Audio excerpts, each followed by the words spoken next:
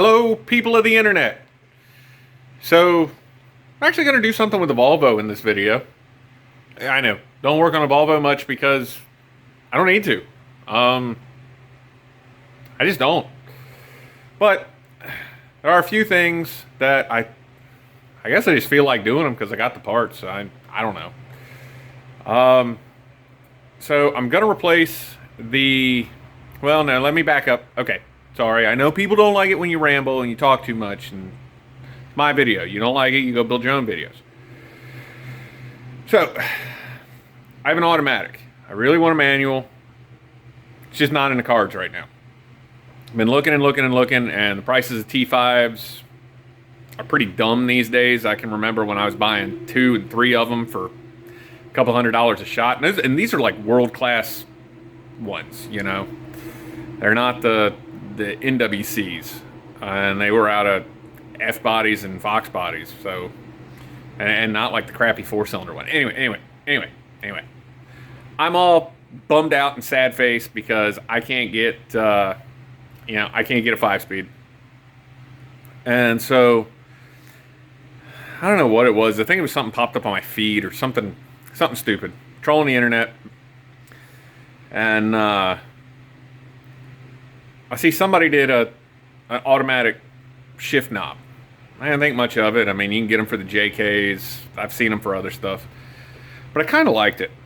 And a guy custom built one. So I started going down a rabbit hole. And most of them are very functional. And I applaud people for doing them. That it's just not for me. So I looked at what my options were, Scamazon, Fleabay, and there were some, but I really didn't like the style. And so I started playing around, and I kind of got my launch point. So I'm gonna flip the camera around. So, trusty trackball. Not super happy with this. I'd like something a little bigger, but the only other thing that I've got is my old clear trackball, and it's way bigger, and it just looks kind of goofy. Played around with a couple pieces. I actually started with a piece of copper pipe and a 45. I figured I could just solder it on or hell, even JB weld it for what it's going to be doing. But I had this scrap piece of EMT laying around, and so I started playing with it. So I put a little bend in it. It's about a 45. I matched it up to my copper 45, and it's pretty close radius to that. Because I'm using a tubing bender and it's short, I got a little bit of a kink here. It's not a big deal for me. I don't care. Focus. Thank you.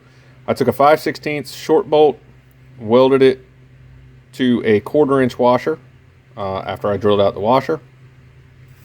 And I did that because the 1/4 inch washer was just enough of the right diameter that I could tension fit it into the conduit with a little bit of cleanup. I drilled 4 1/8 inch holes around the conduit. I then went and stripped the galvanizing off so that you don't die. Just strip the galvanizing off so that you don't die. And I put 4 little plug welds in and then cleaned everything up. They're not focused, maybe. Yeah, they're what there are. I don't really know where that came from, but I'll probably take some JB weld and go around it and kind of clean it up if it works. I left it over length here, and what basically Volvo. Basically, how this works is you get in the car and you start it and you put it in gear and you drive. It's an automatic transmission. I think we're pretty firm with that. So there's a button in the front. It takes lateral motion and turns it, I don't know. It takes this way motion and turns it into this way motion. There's an up and down button inside of here that gets it out of the lock. This button is for overdrive lockout, which honestly in this car I am never The only time I ever use that button is to make sure that the relay and the solenoid are still functioning as far as like the idiot lights and whatnot are concerned. So basically, you pop this out, you cut the wires so that it's out of the way, and you give it the old heave-ho, and it comes up and out, and you try not to break, your windshield or your mirror or anything like that when it comes up and out. I'll probably bring it back here to low and pop it. And playing around, I noticed that if the button is fully depressed, so that the shifter floats, the key, you can't see it, but when you turn it off, the key will not go fully to 0. You see where the O, that's the off position. The key won't go fully there. It gets real close, but not close enough that you can get the key out. So you really need the internal spring-loaded plunger assembly to still be functional. And I'm sure you could take this all the way out and probably bypass a solenoid in there. I'm sure there's other ways. I don't want to take any more apart than what I have to. You can also already see this has been broken for the whole time that I've owned the car. I'm always in first gear. Anyway, that's the project. While I'm at it, I am going to do a, well, hold on. You don't want to just look at well, you probably don't want to look at me either, but hold on. There we go. I'm going to do the IPD overdrive solenoid delete. It is another one of those things that came with the car, and kind of never really been interested in any of it, but doing this, so I figure I'll knock it out since I got it. Didn't have to order it. And I'm going to drain the pan and refill the fluid. I'm not changing the filter this time. I changed the filter when I first bought the car, and it's only had about 7,000 miles put on it since I bought it. So the filter, and hell, when I did the filter, I did a full flush. So not super worried about it. I just want to change some of the fluid in case I didn't get everything out of the torque converter or something like that. And down there, and it's got a drain plug. It's easy. It's like changing your engine oil. But yeah, simple project. Doesn't amount to a hill of beans. Will not even make the butt dyno think that it goes faster. But hopefully, if I can do it right, it'll at least look, I don't know, it won't look cool, but at least it'll look different. It'll be something custom and not just, that, which at this point, that is more super glue than it is whatever the plastic is that's on there, because it's fallen apart about 15 times and had to be super glued back together just to be in the shape that it's in. So that's where we're going with this. And I'll set a camera up. We'll look at it, figure out what's going on.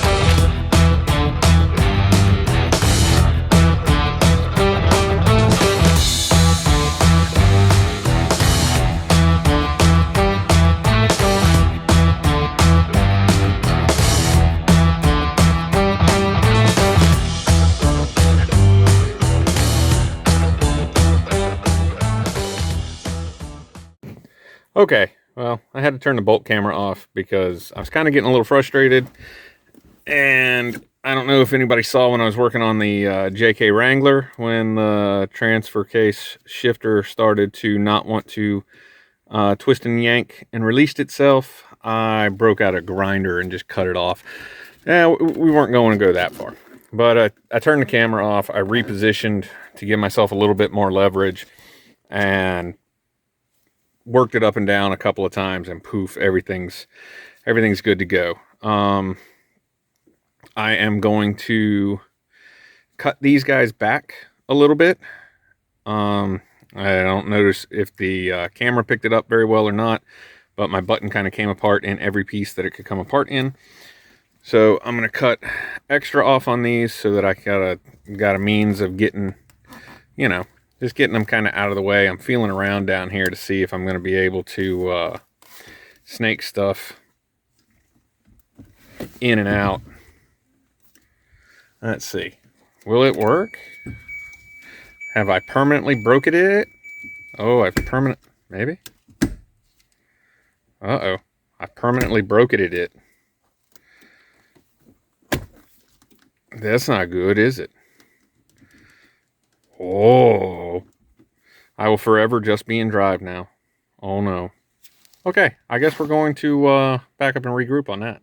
Okay, so after a good bit of fiddling and a point in my life where, you know, I thought I had royally screwed up, the interlock seems to be functioning. I push the brake. I can get that down into park, push it down like that, take my foot, and with my foot off, I can come all the way up.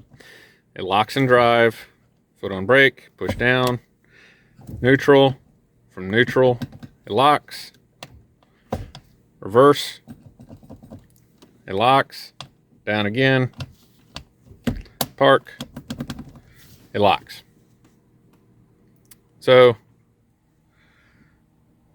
there's quite a bit of disassembly, because it had gotten stuck down here, drive. I really don't know what got stuck or unstuck. Ended up taking all 4 mounting bolts out, and just kind of playing with it, and put it all back together, shoved the handle back on it. All of a sudden it started working, and it works like that now. Another part of the reason, I should have done this when the handle was on probably, but like, so I'm in a thin neoprene glove here. I'm pretty close to the dash. I know this radio has a bump face. It comes out like an extra 1/2 inch or so from the OEM. But even with the OEM, I just never really liked my hand being that close. I think if you're going to try to do this and you just want to buy off-the-shelf parts, there's one I saw on like Amazon and eBay that's pretty much just a cylinder with a top button. Very much looks like a parking brake release, and it's just knurled aluminum, and it's only about, I forget the measurement. I want to say it's about 1 inch I think it's 1 inch diameter, and it has like a 1/2 inch button on it. So that would gain you a lot of room right there, and it just has a thumb to press top push button. With the one I'm making, I have to push the whole unit down and come back. So I got to go see a man about a horse, I guess. But it's off this time, so that's always a plus. I should probably put things back together before I forget. Okay, so here's what we got. I took a measurement and fiddled, and it ended up being a little shorter than I'd like to be. So I'm probably going to make a cover collar for the bottom so it goes down far enough. I'm short about a 1/2 inch. I'm not going to rebend this whole new one just for that.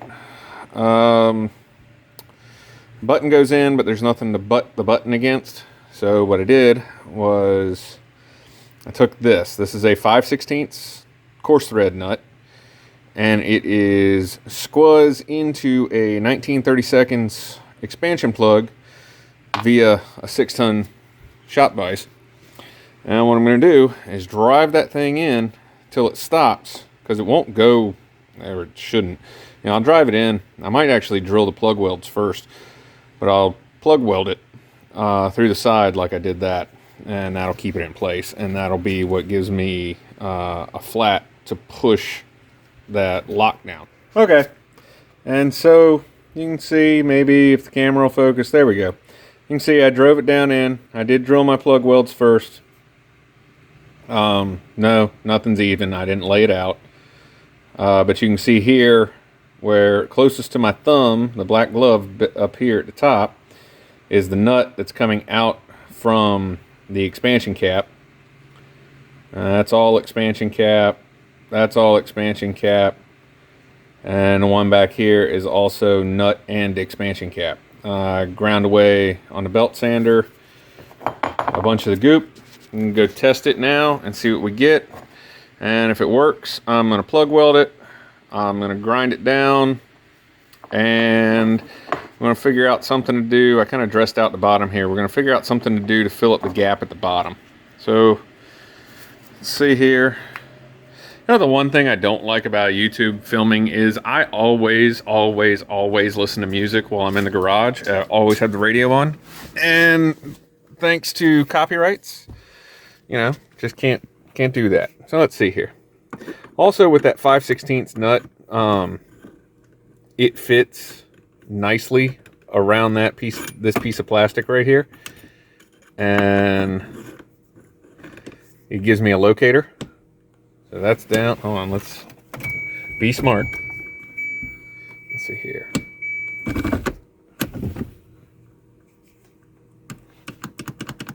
Lock works.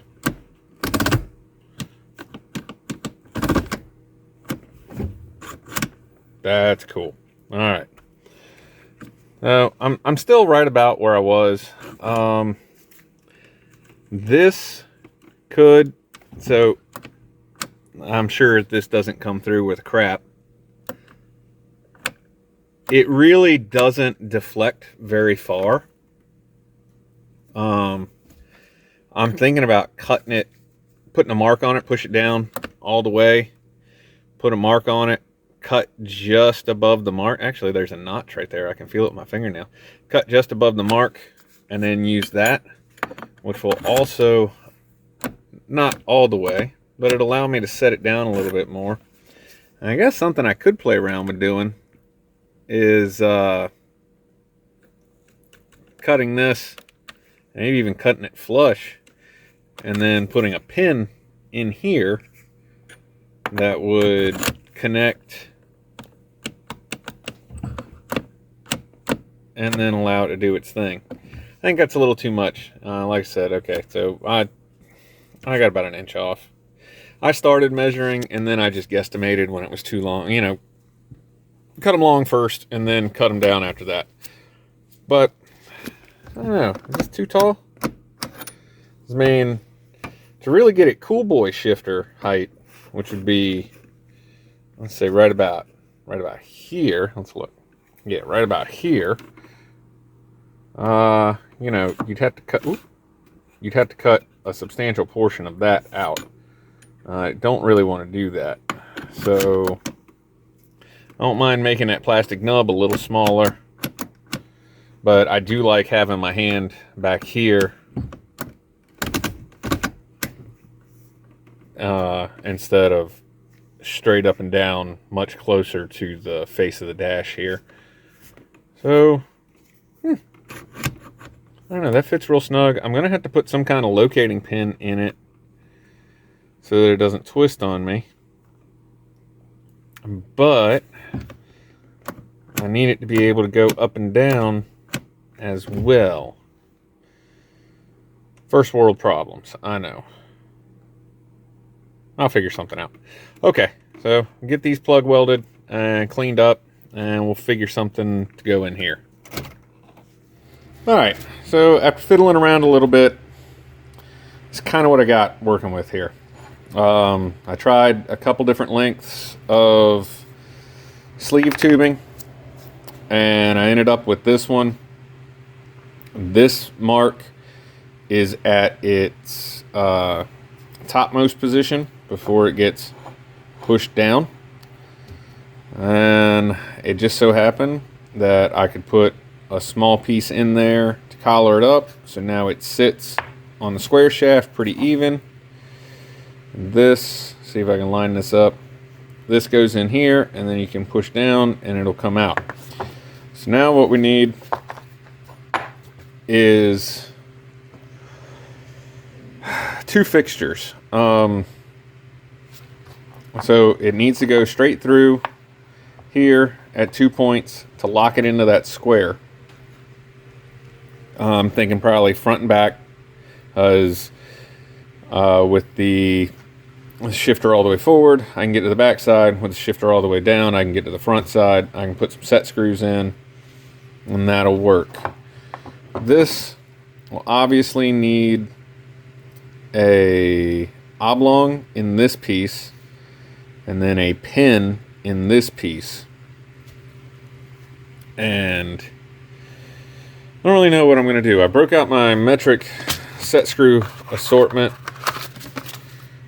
and something along the lines of this guy. What is he? He's a 5 mil. I know I'm wearing black gloves. You can't hardly tell.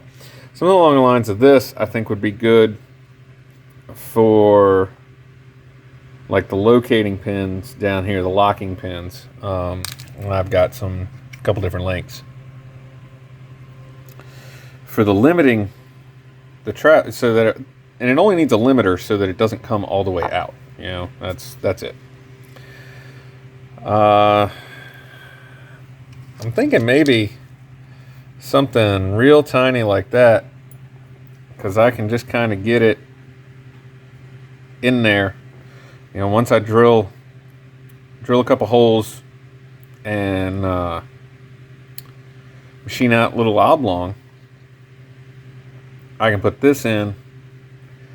And if I get one small enough, and that's going to be the thing, is I'm going to have to play around. I think yes, I do have a piece of scrap. As I might end up using this. This is a 3 mil here. I might end up using that in this pipe, just because it's smaller. And I mean, it's EMT, so it's very thin. You got to worry about how much thread contact you have. While it's not going to be under a tremendous amount of load, it is going to need enough free play in it that it's not going to try to wallow whatever pin I put in there out. And so that's just something that's going to have to be come up with. I don't really know. I'm not really 100% sure how I'm going to do that. So I think I'm going to stop here and go fiddle around a little more. But yeah, it's coming along. So got this. As you can see, silly projects like this, I try not to spend any money. My super glue finally started giving up the ghost. So, worst comes to worst, I go to IPD and I spend the $150 or whatever the hell that thing costs these days, and I buy a new one. It's fine. I think when it's all said and done, I really don't want it.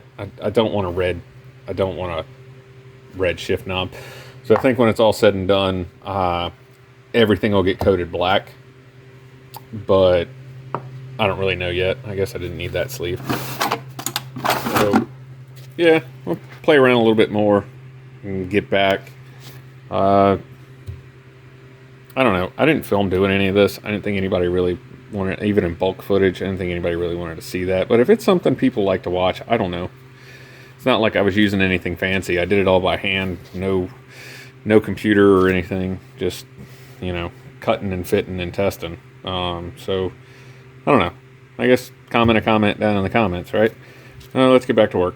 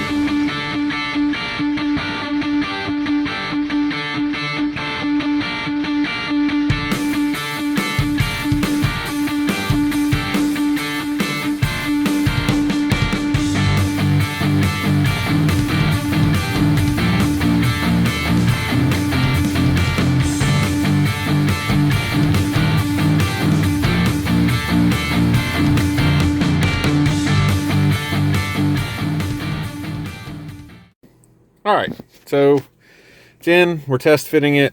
I set this until I could feel it hit the square shaft, and I backed it off. I'm going to probably, in the initial stage, I'm probably just going to hit it with some red Loctite and let it sit up, or set up, excuse me, not sit up, set up, so that it doesn't, hopefully, so that it doesn't back out. This one, I ended up going with the shortest size I had, but it does stick in a little bit more than I was figuring it would. But I really didn't want it to interfere with anything like down here with the plastic, or, you know, up here where there really is no space. So I think I'm just going to leave it, and that will get blue Loctite, and it's run all the way in until it hits the square shaft. But for the part that everybody's really concerned with, so I'm 6'4", and I like this. It's a little tall. It's a little tall, but it's really not bad for me. And I don't know. Like I said, I could take a little bit out, but I don't mind it right here. It'll be a nice comfortable place to like rest, and I can just finger punch everything over here. But here we go.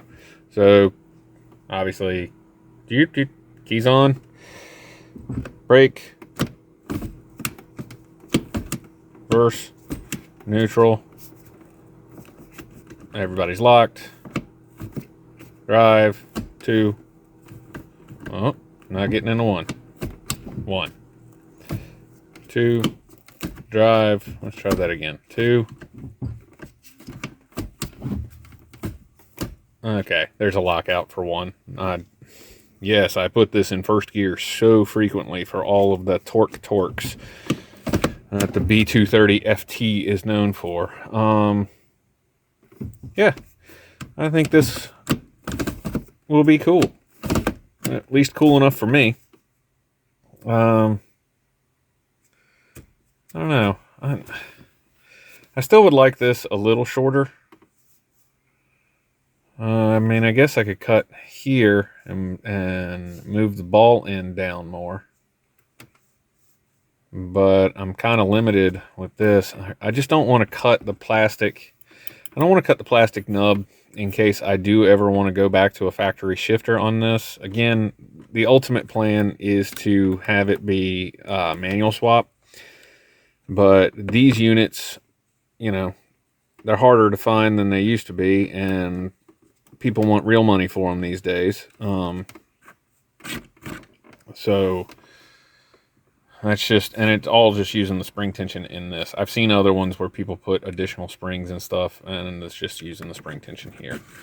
And you can get a little bit of wiggle room, you know, kind of set it where you want it and lock it in. Again, it'll have another set screw in the front just to hold it to the bar. And then this one, I said it is to the metal and then just backed off. I wonder.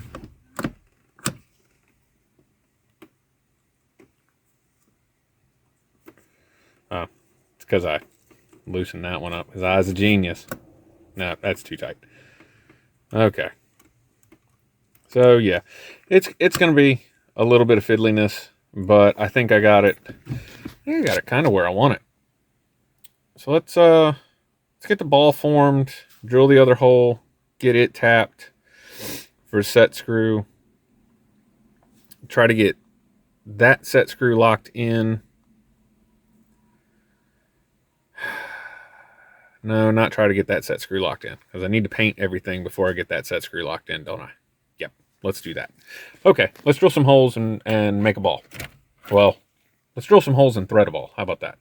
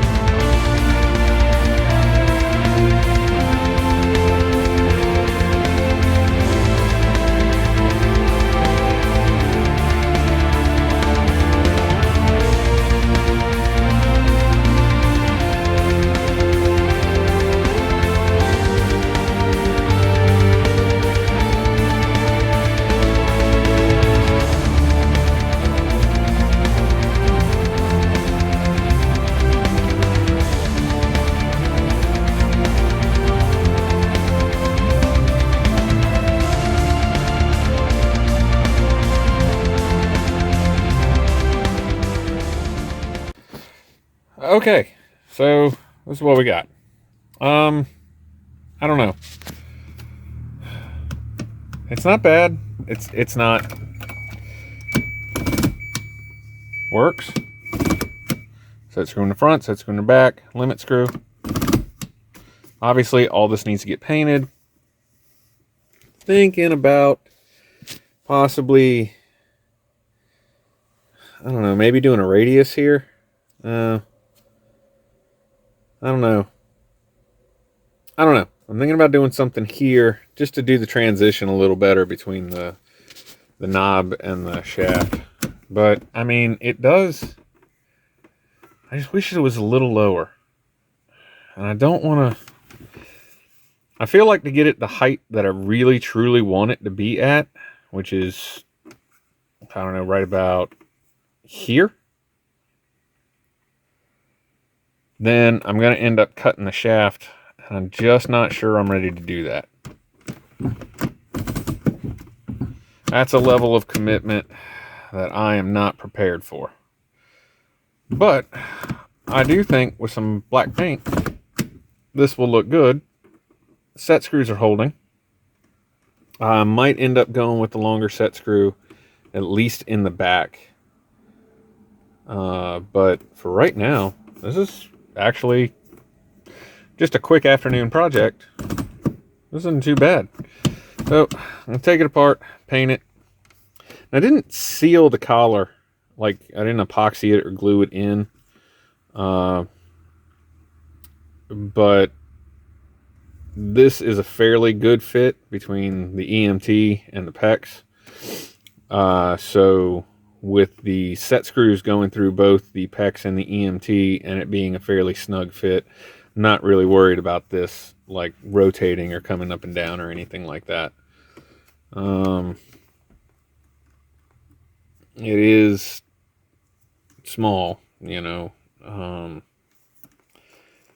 probably not the best idea, but you know how it is with set screws. What did I end up using? A number 4, I think.